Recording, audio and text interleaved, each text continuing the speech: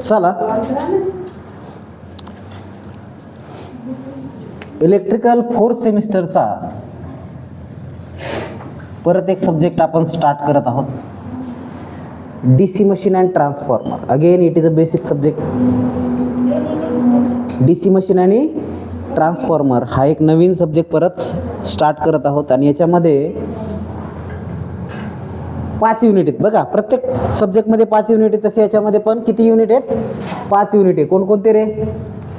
DC generator, DC motor, single phase transformer, 3 phase transformer, special purpose transformer. Okay, DC generator आणि DC motor हा half part आहे आणि हा half part आहे. Okay, हा half part आहे आणि हा हाफ पार्ट आहे. हा DC मशीनचा आहे. हा कशाचा आहे? DC मशीनचा आहे. येते लक्षात? आणि हा ट्रान्सफॉर्मरचा. So DC machine and transformer. Half half half DC machine आणि हाफ ट्रान्सफॉर्मर. ओके, बरेच जण इथून सुरू करतात फर्स्ट युनिट. म्हणजे मागच्या वर्षी आम्ही ज्यावेळेस शिकवला त्यावेळेस सुरू कुठून केला? Single phase transformer. कारण कॉलेजमध्ये सिंगल फेज ट्रान्सफॉर्मरवर पहिली युटी घेतात.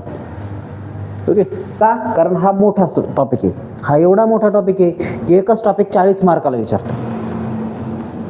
खूप मोठा आहे, पण हरकत नाही. आपण पहिल्यापासून जाऊ. First unit, second unit, third, fourth, fifth अशा पद्धतीने. ओके, आता DC मशीनमध्ये शिकायचं काय?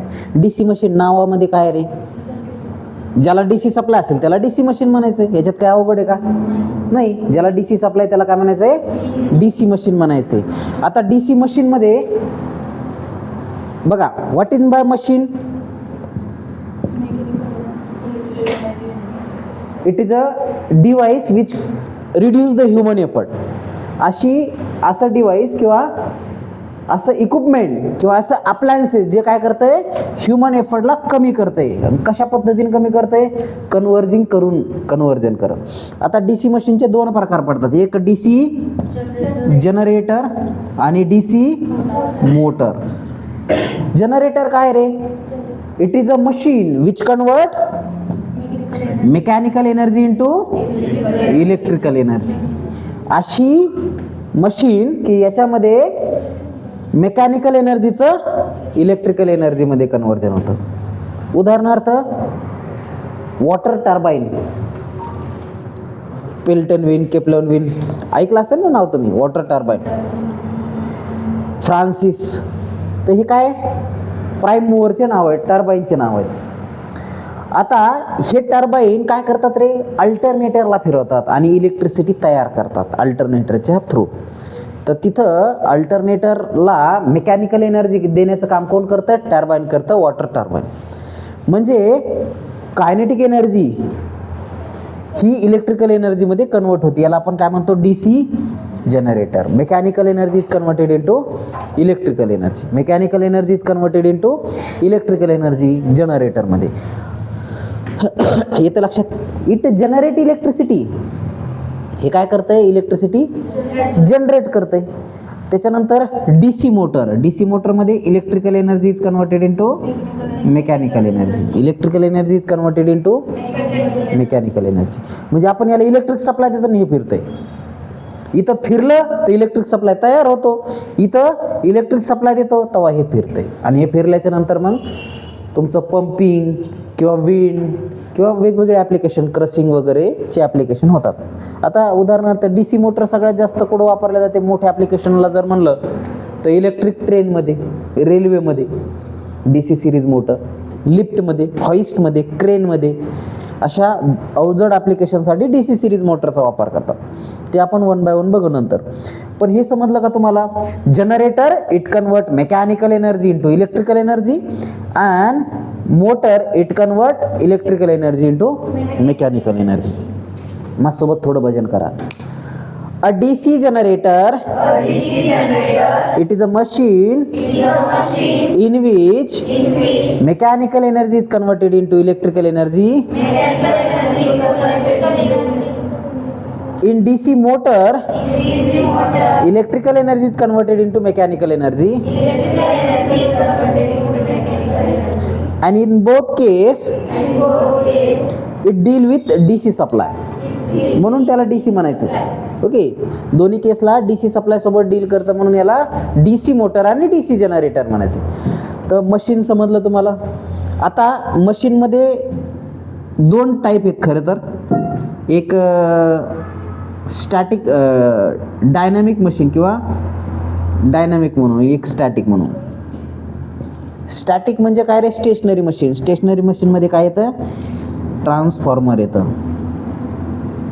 ट्रान्सफॉर्मर स्टॅटिक डिव्हाइस आहे किंवा स्टॅटिक मशीन आहे. आणि डायनॅमिक मशीनमध्ये काय येतं आहे? AC आणि DC येतं आहे. आणि DC मध्ये परत DC जनरेटर, DC मोटर. इथं पण AC मध्ये AC generator, AC motor. AC जनरेटरला आपण जनरली अल्टरनेटर म्हणतो. ओके, तर AC तुम्हाला नेक्स्ट सेमिस्टरला आहे, 5व्या सेमिस्टरला AC मशीन. ओके, तर DC तुम्हाला बेसिक समजलं की तुम्हाला AC समजायला सोपं जाईल. चला, आता हे दोन टॉपिकच आहेत तुमचे. हा एक पहिला टॉपिक, हा एक दुसरा टॉपिक, हा तिसरा, चौथा आणि पाचवा. तिसरा, चौथा, पाचवा कसा बघा. तिसरा म्हणजे काय? Single phase transformer. चौथा म्हणजे काय रे? 3 फेज ट्रान्सफॉर्मर. आणि हे special purpose transformer.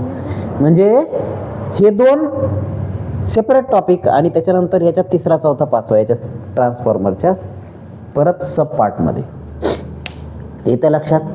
So this is all about basic introductory part. आता पहिल्या टॉपिकला आपण डायरेक्ट सुरुवात करू. सिलेबस बघून घ्या.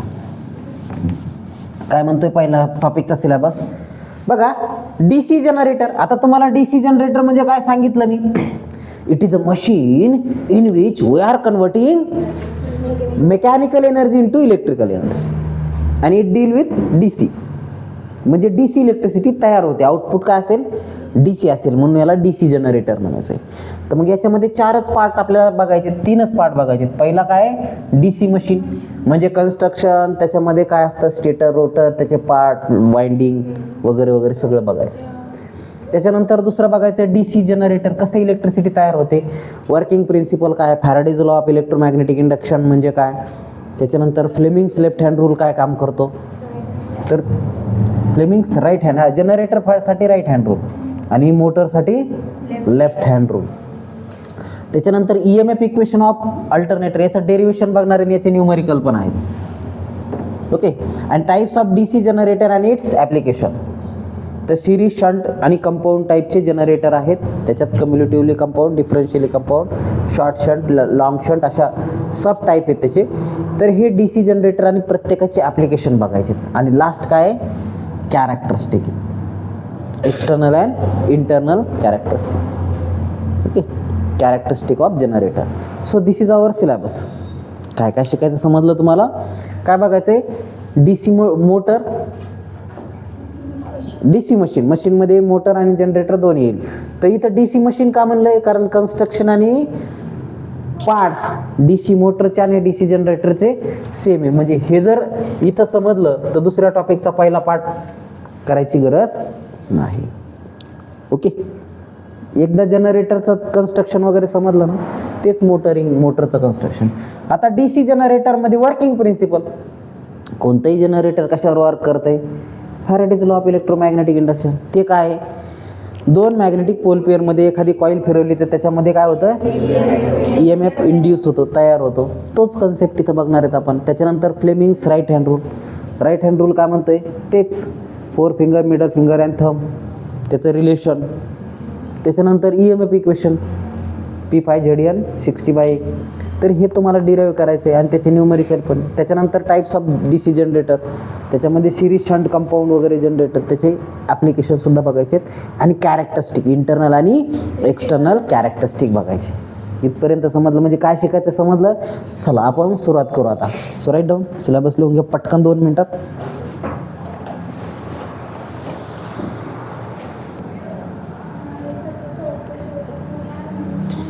बघा, DC जनरेटर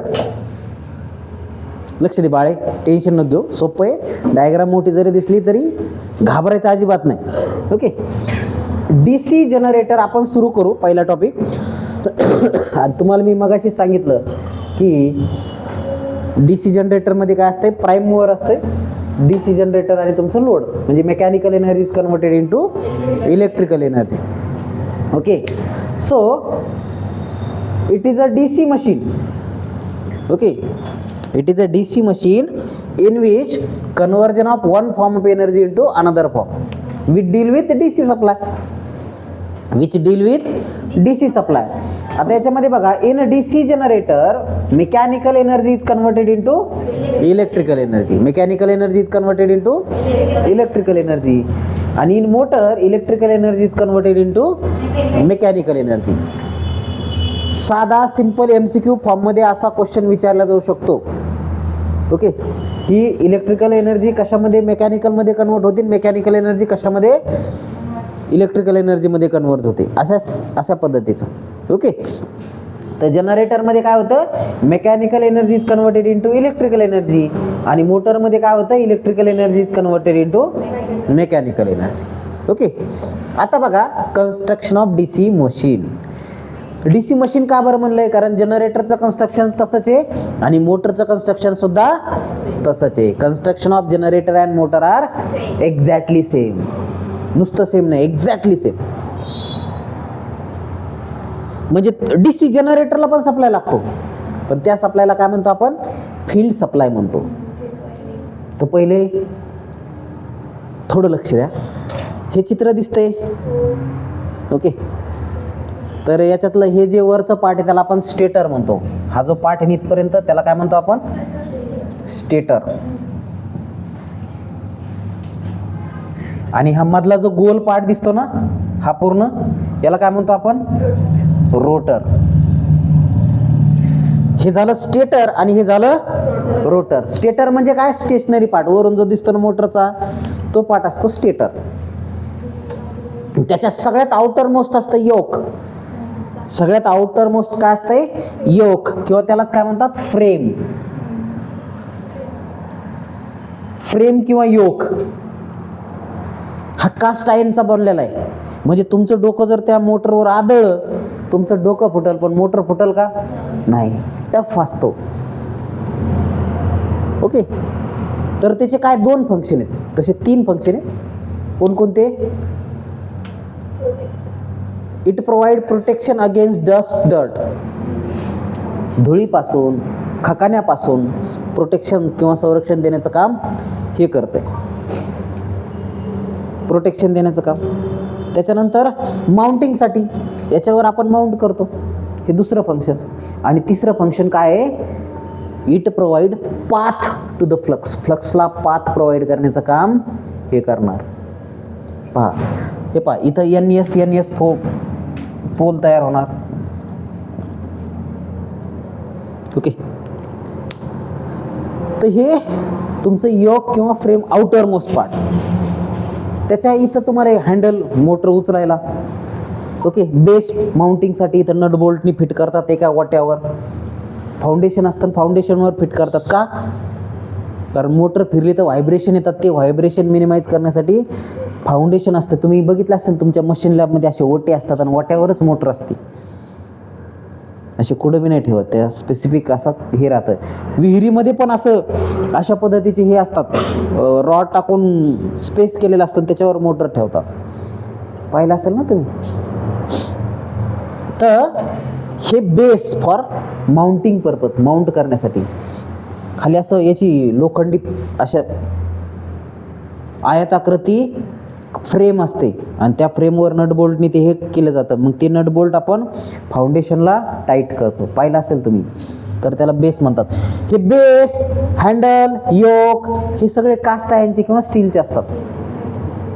ओके, कास्ट स्टीलचे असतात कारण पाण्यातली मोटर असेल तर ते गंजू नये म्हणून, करोजन होऊ नये म्हणून. आणि पुन्हा कलरिंग सुद्धा असते त्याला, पाहिलं असेल मोटरला कलरिंग असते का, करोजन अवॉइड करण्यासाठी. त्याच्यानंतर आता हा योक पार्ट हा कास्ट आयर्न किंवा कास्ट स्टीलचा बनलेला आहे. कशाचा, कास्ट आयर्न किंवा कास्ट स्टीलचा. का, याचं काम तिसरं फंक्शन काय याचं?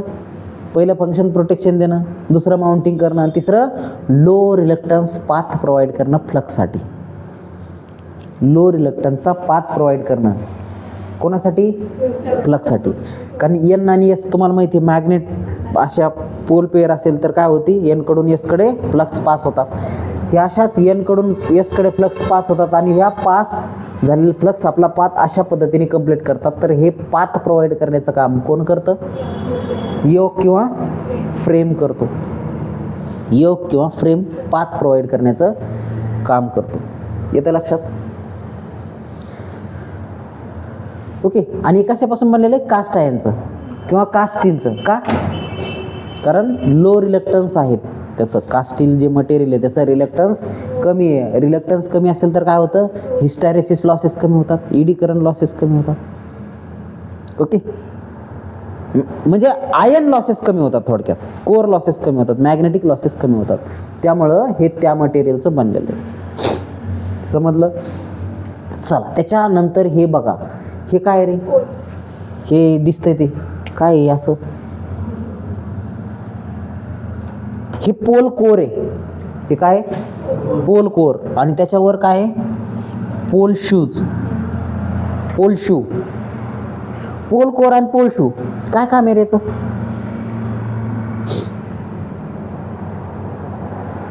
पोल कोर आणि बघा, तुम्ही कॅच पकडली असेल कधी? कशी पकडली?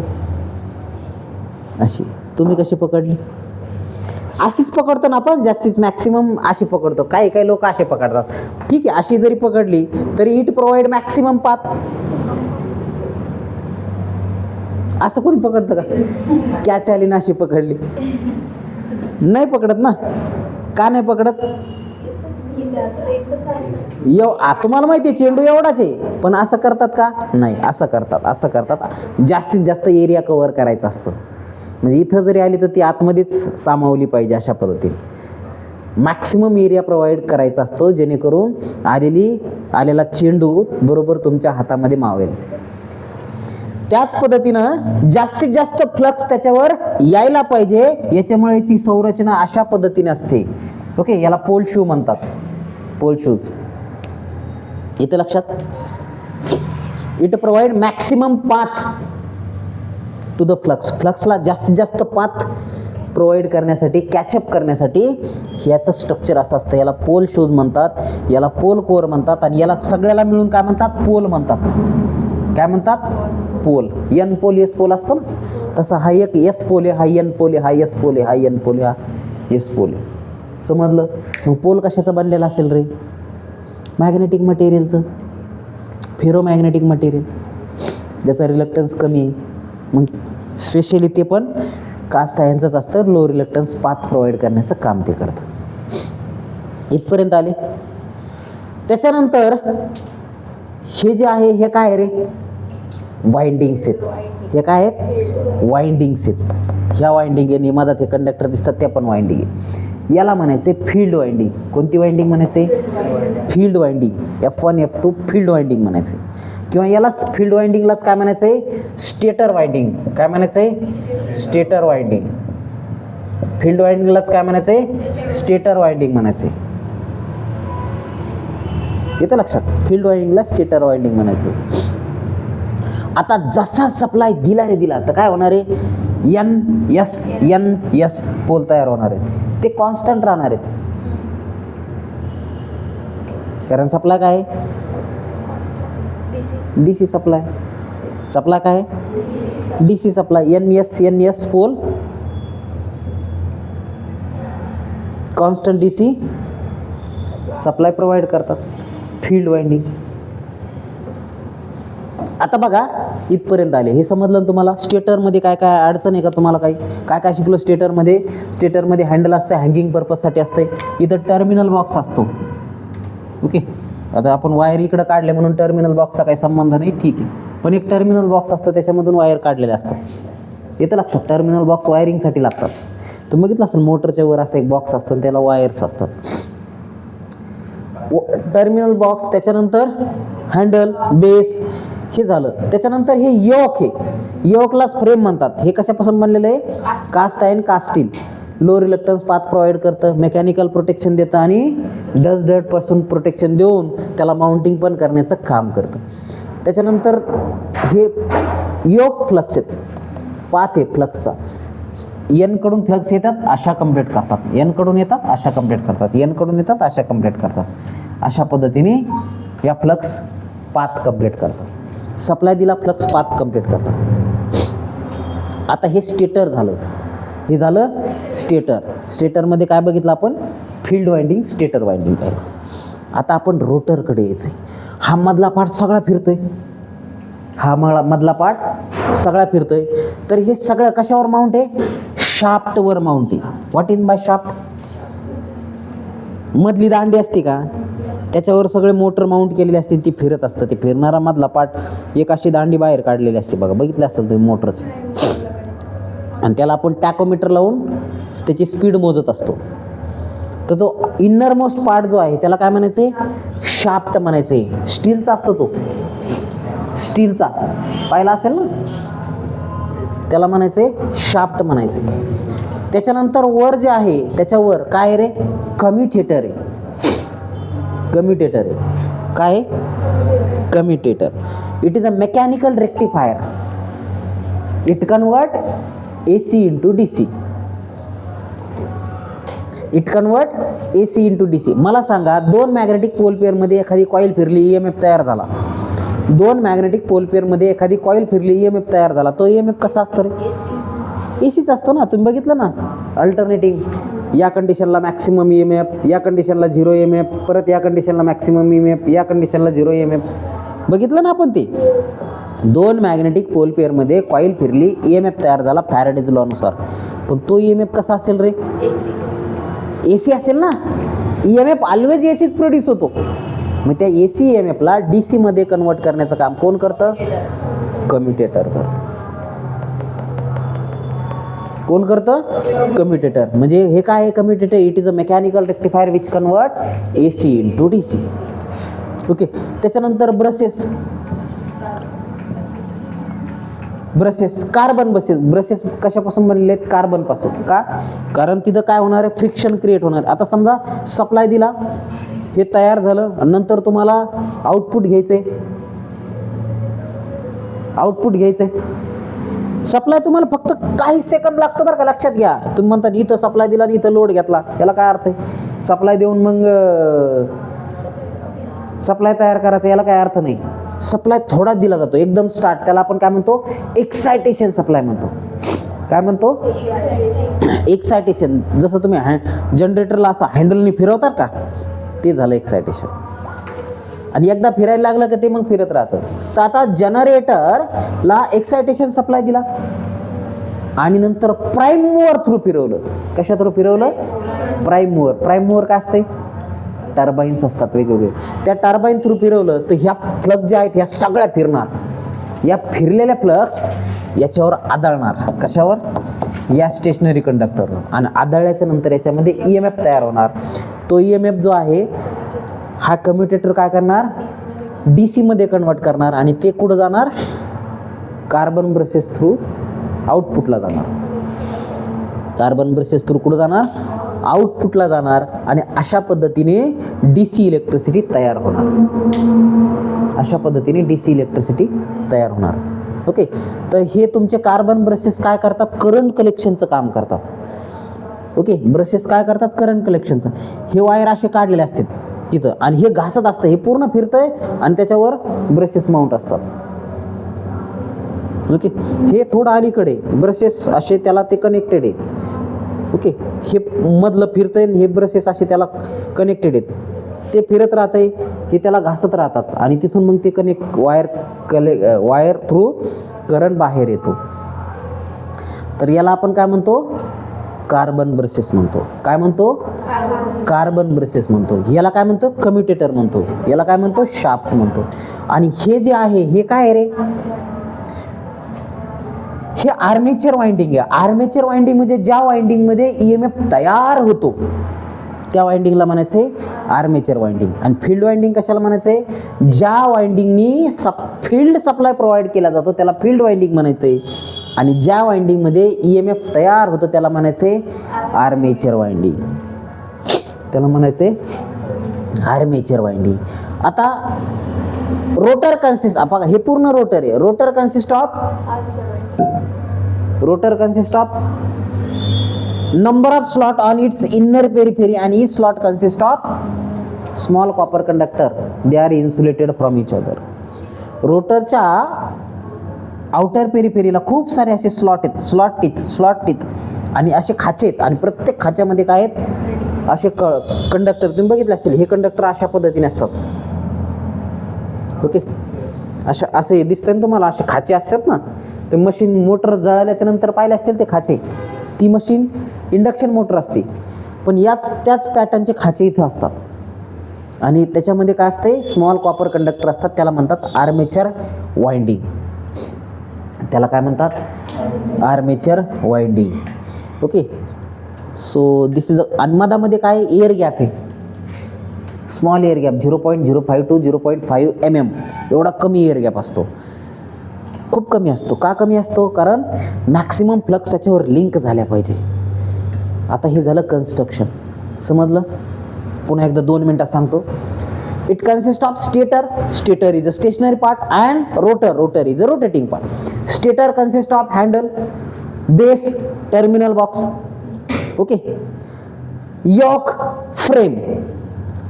Yoke is made up of cast iron or cast steel to provide low reluctance path and to protect the machine from dust dirt. It provide mounting of pole. Again, inner part is pole. Pole consists of pole core, pole shoe. Pole shoe, it provide maximum path to catch the maximum flux. Pole core is used to mount the field winding. It mount field winding. Field winding, it is a special purpose winding which provide excitation supply. फक्त थोड्या वेळापुरता असतो. Again, there is air gap between stator and rotor to provide path to the flux. फ्लक्सला area provide करण्यासाठी, path provide करण्यासाठी मदत air gap असतो. Then rotor is a rotating part. Rotor is rotating part which is mounted on shaft वर mount केलेला असतो. Again, this is a commutator. It convert AC into DC. That is, it is a mechanical rectifier. Then these are the carbon brushes made up of carbon material. Okay, friction होत असते, spark होत असते, ते कमी करण्यासाठी carbon सारखं material is the best आहे.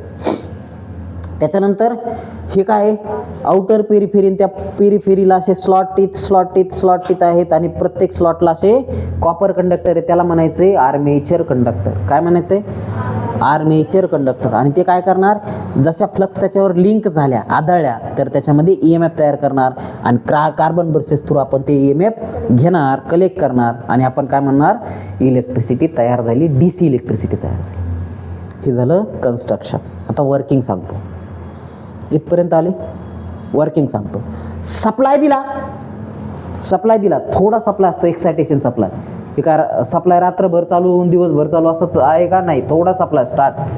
एकदा सप्लाय दिला की मग हे शाफ्टला काय असतं, इकडं पाठीमागे बघा, इथं प्राईम मूव्हर असतं. हे प्राईम मूव्हर काय करतोय, मूव्ह होत राहते. कशामुळे मूव्ह होतंय?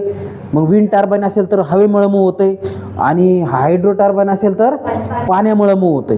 ओके, तर हे मूव्ह कशावर होते? Depend on source. पाण्यावर होतं किंवा हवेवर मूव्ह होतंय. आता हे मूव्ह झालं तर अल्टिमेटली काय मूव्ह होणार आहे? हे सगळं मूव्ह होणार आहे, मधला पार्ट. मग हे मूव्ह झालं, हे तर स्टेशनरी आहे, हे मधलं मूव्ह व्हायला लागलं तर ह्या फ्लक्स त्याच्यावर आदळतील, लिंक होतील आणि याच्यामध्ये EMF तयार होईल. कशामध्ये?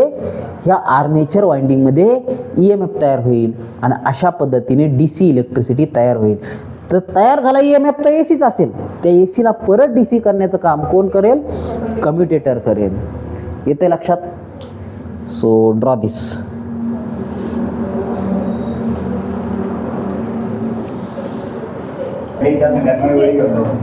Construction of DC machine subtitle दे त्याच्यामध्ये खाली. इट कन्सिस्ट ऑफ, लगेच लिहायला सुरुवात करा. It consist of stator and rotor. It consists of stator and rotor. It consists of stator and rotor. It consists of stator and rotor. Stator is stationary and rotor is rotating part. त्याच्यामध्येच लिहा, stator is stationary and rotor is rotating part. Stator is stationary and rotor is rotating part.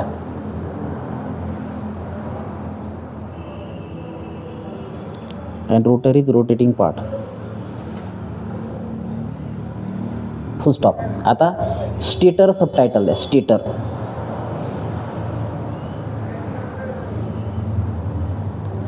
Stator consists of handle, base. Stator consists of handle, base, terminal box. Stator consists of handle, base, terminal box, and frame. And frame. Oblique yoke. Oblique yoke फ्रेमलाच काय म्हणतात, yoke. Stator consist of handle, terminal box, base and frame, oblique yoke. Full stop. खाली लिहा.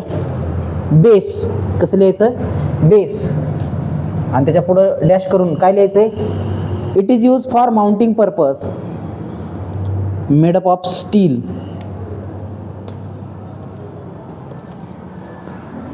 Base मध्ये काय लिहिणार, it is made up of, it is use for mounting purpose and made up of steel. Not necessary cast स्टीलच, पण steel.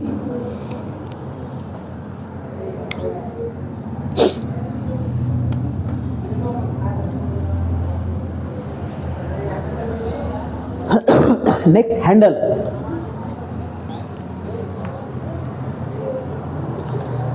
It is used to hang or lift the motor, lift the machine करा. It is used for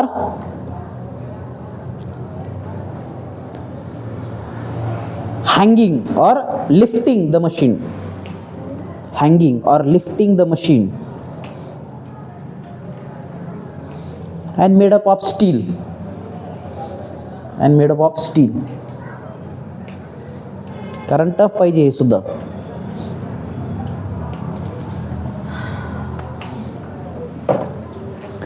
next terminal box. Next terminal box. Terminal box त्याच्यामध्ये dash करून लिहा. It is use for wire connection. It is use for wire connection and made up of, and made up of iron, and made up of iron, and made up of iron. Full stop. Next, yoke. Next, yoke. It is made up of cast iron. It is made up of cast iron. Bracket मध्ये to provide low reluctance path. Bracket मध्ये to provide low reluctance path. Bracket मध्ये to provide low reluctance path. To provide low reluctance path. It has three function. It has three function.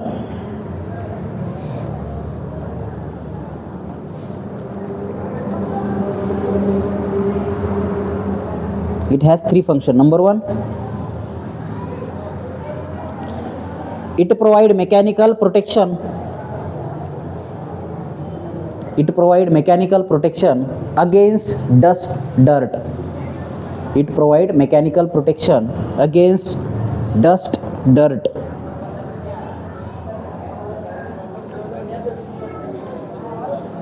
Against dust, dirt.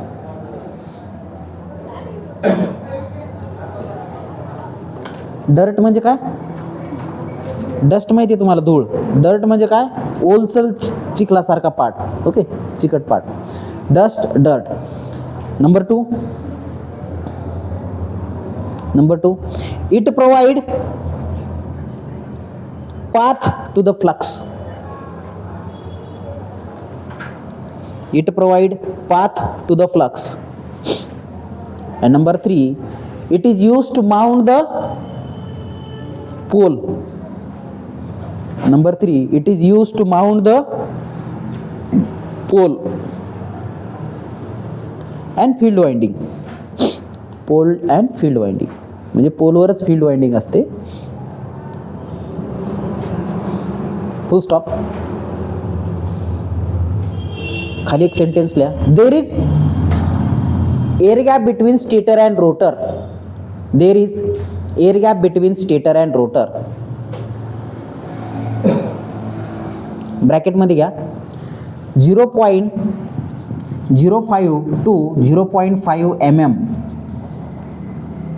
0.05 to 0.05 mm. 0.05 to 0.05 mm. Small असतो, खूप कमी. का small असतो? कारण जास्तीत जास्त flux link झाल्या पाहिजे म्हणून. ओके, त्याच्यानंतर द्या रोटर. खाली सबटायटल द्या rotor. Rotor. Rotor consist of, त्याच्यामध्ये लिहा. Rotor consist of shaft, commutator, carbon brushes, shaft, commutator, carbon brushes,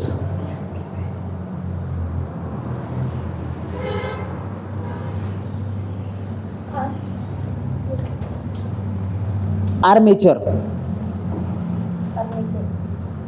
हे राहिलं आपलं मधात. आर्मेचर.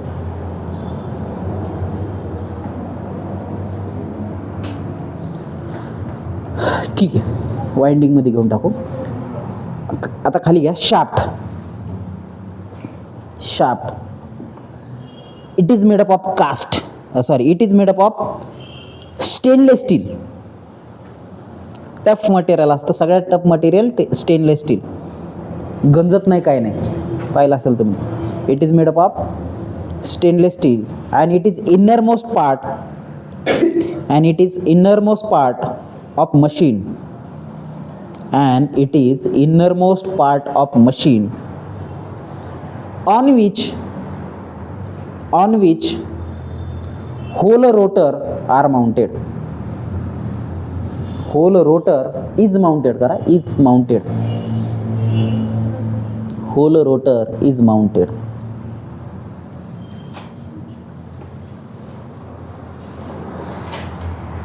आता करा commutator.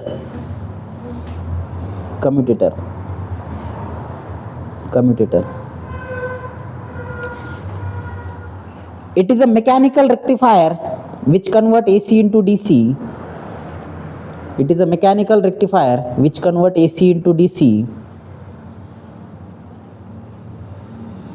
It is a mechanical rectifier which convert AC into DC. Made up of copper segment. Made up of copper segment.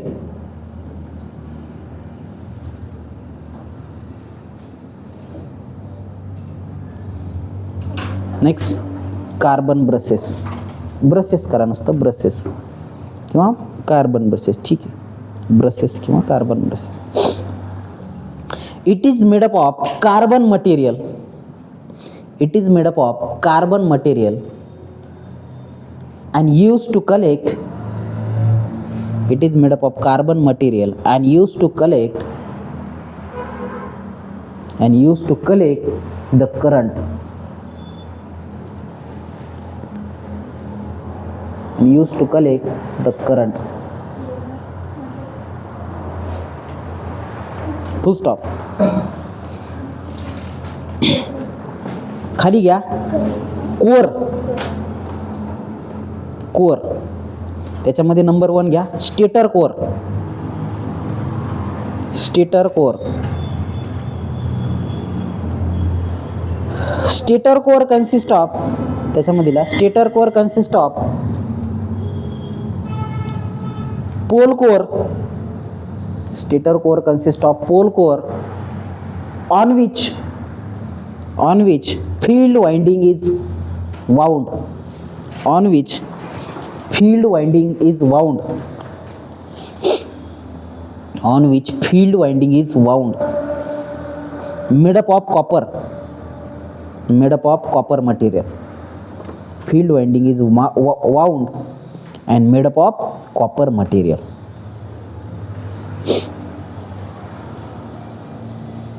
Full stop. Next point.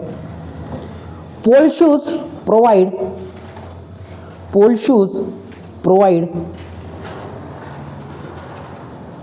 maximum area.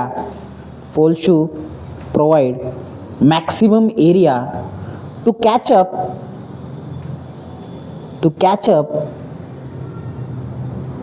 to cover किंवा catch up maximum flux. Maximum flux. Maximum flux.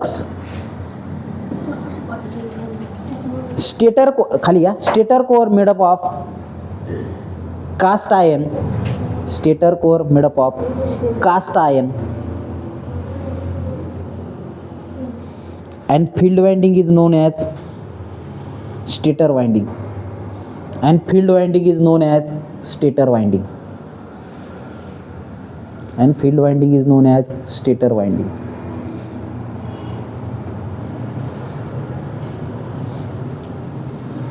आता rotor core. Rotor core. Rotor core consist of number of slot. Rotor core consists of number of slot on its outer periphery. Number of slot on its outer periphery. On its outer periphery. And each slot consists of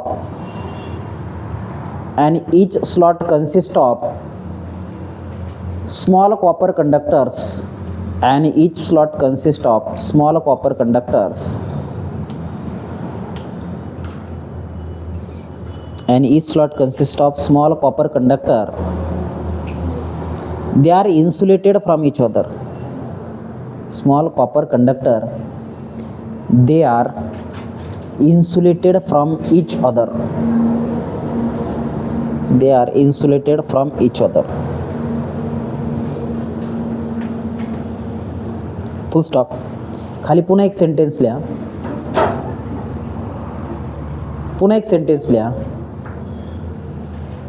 rotor core is also made up of cast iron. Rotor core is also made up of cast iron to provide low reluctance.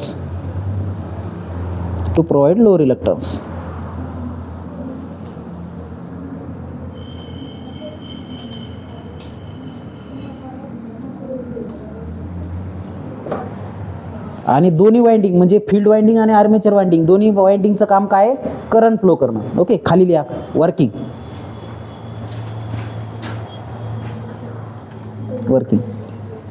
It work on Faraday's law of electromagnetic induction. It work on Faraday's law of electromagnetic induction. It work on Faraday's law of electromagnetic induction.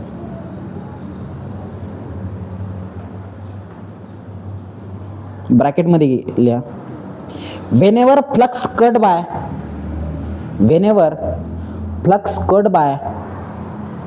conductor, whenever flux cut by conductor, EMF induced in it. Whenever flux cut by conductor, EMF induced in it.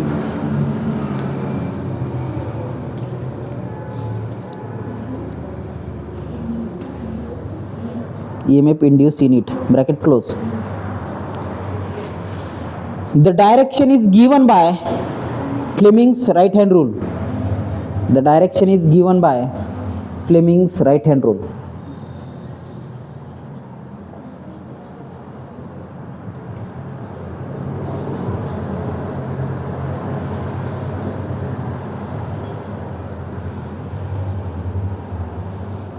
खाली operation लिहा. Operation when supply is given to operation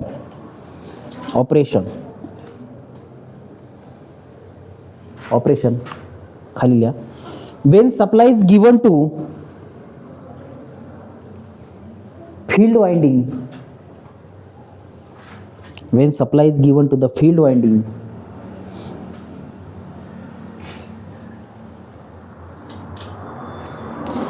by prime mover field rotate, by prime mover field rotate, and flux spread out in air gap, and flux spread out in air gap, and flux spread out in air gap, and cut by stationary conductor of rotor,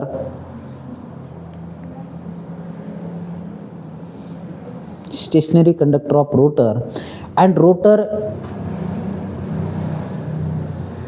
induce EMF in rotor winding, and rotor induce EMF in rotor winding. Rotor induced EMF in rotor winding.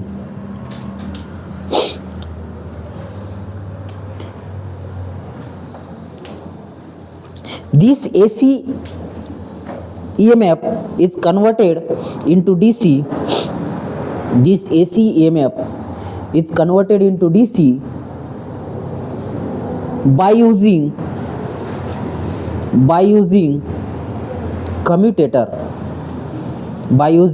commutator, and we get DC output,